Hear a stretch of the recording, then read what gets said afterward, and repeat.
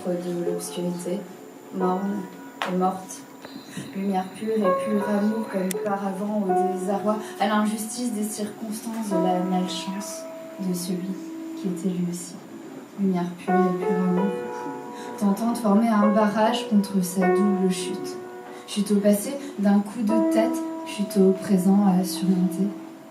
Et moi-même j'y étais, en esprit, entre les murs hospitaliers de la réa inhospitalière, sans pouvoir y être corps et esprit, les circonstances ne me l'ayant pas permis, avec seulement des mots hésitants, faisant semblant d'être assuré, enregistrement 1000 fois effacé, réponse maladroite, parfois remise en question, 1000 fois, aveuglement sur l'amour naissant. Mélange de rage et de courage, de la plus belle des émotions, celle du don sans rien attendre, celle du don sans rien comprendre, guidée par un instinct primaire, peut-être bien celui d'une mère que je n'étais pas, assurément. Mais le temps passe, les vies se lassent, et quand sur moi s'abattent d'autres combats, un second, un troisième corps qui obscurcissent le décor, je me débats, mais épuisée, ça y est, je ne peux plus, je suis sur vie, et on s'éloigne. Car toi tu es alors encore bien trop défait pour entendre mes cris muets. Malgré tout, je gagne ces batailles, même si mes plumes jonchent le sol et que mon âme est en pagaille. La vie reprend son cours encore. Je me concentre et tant d'efforts orne mon collier de pierre tissée. Je veux construire mon personnage par le théâtre, l'apprentissage, le slam qui claque, les mots aimés, les mots rebelles et mal aimés, les mots armés et désarmés. Je retrouve une communauté. Je me retourne le cerveau. Pas de données à exploiter pour une thèse sur les immigrés, aux droits bafoués par les autorités, pas de justice, thèse de droit. J'ai enfin mon doctorat. Mais je ne peux plus me lever. De douleur, je suis clouée au lit. Pourtant, je m'agite. Je cours les médecins, les examens, seul toujours devant ceux-ci qui n'ont aucune solution à part une redirection vers leurs collègues sans trop de dialogue. Épuisée, je me démène pour enchaîner les examens qui ne mènent à rien.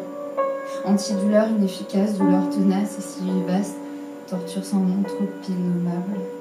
Mais je savais que ce combat, le mener, je n'avais pas le choix, et de belles âmes ont jalonné ces rivières sans larmes, totalement desséchées, ces vallées arides, emplies de vide, gouffre de l'obscurité, morne et morte. Je te contemplais de bien près, sans ne rien dire, car ça ne se dit pas quand on côtoie l'au-delà du désarroi. Obscurité, que me veux-tu? Les plumes que je t'ai déjà cédées, couper mes ailes d'hirondelle, aura du sol, aura des pâqueresses sans pâquerettes. Si loin je suis, que ne brille plus l'obscurité, que ne noircit plus le soleil entre deux eaux, sans éveil ni sommeil, monde du milieu, où ne s'égrènent ni les minutes ni les heures. Mais au-delà du gouffre gris, il y en a aussi qui me sourient. Et moi, je leur souris en retour, car je les connaissais déjà, qui me rappellent mon ancien moi, qui bien sûr était toujours là, goutte à goutte. La fontaine gronde, de prise en prise, mes membres remontent, les parois rêches s'arrêtent sur les arêtes rocheuses, lancent des regards en bas, regards en haut, regards ici sur le promontoire, qui a lui l'espoir. L'espoir renaît, il perdurait, même quand il n'y était plus, je le savais, et c'est pour ça que je m'accrochais, douleur s'estompe, elle soubresaute, mais ne paralyse plus ma vie et mes envies. J'ai encore des parois piquantes, parois glissantes, parois abruptes à surmonter, escalader dans le blanc noir qui devient gris, dans l'arc-en-ciel éphémère qui se reflète les soirs de pluie sur mes chimères bienveillantes qui un jour seront peut-être éclatantes de bonheur et de douceur.